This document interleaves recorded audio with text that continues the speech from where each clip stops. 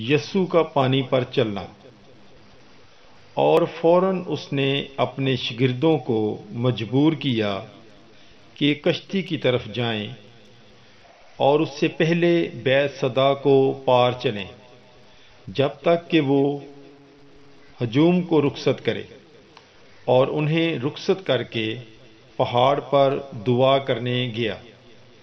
اور جب شام ہوئی تو کشتی جھیل کے بیچ میں تھی اور وہ اکیلا خشکی پر تھا، اور اس نے دیکھا کہ وہ کھینے سے بہت تنگ ہیں کیونکہ ہوا ان کے مخالف تھی۔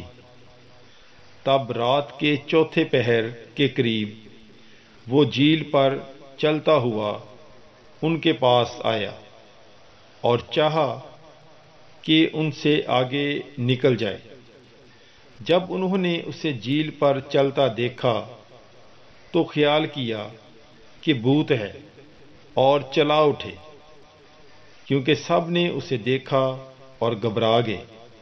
مگر اس نے فوراً ان سے باتیں کیں اور ان سے کہا، خاطر جمع رکھو، میں ہوں، مت ڈرو۔ وہ کشتی پر ان کے پاس آیا اور ہوا تھم گئی۔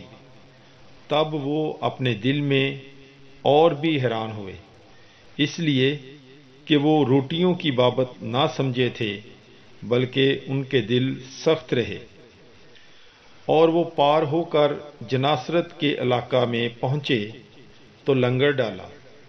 جب وہ کشتی پر سے اترے تو فوراً لوگوں نے اسے پہچانا اور اس سارے علاقے کی ہر طرف دوڑے اور بیماروں کو چارپائیوں پر رکھ کر جہاں انہوں نے سنا کہ وہ ہے لے جانے لگے۔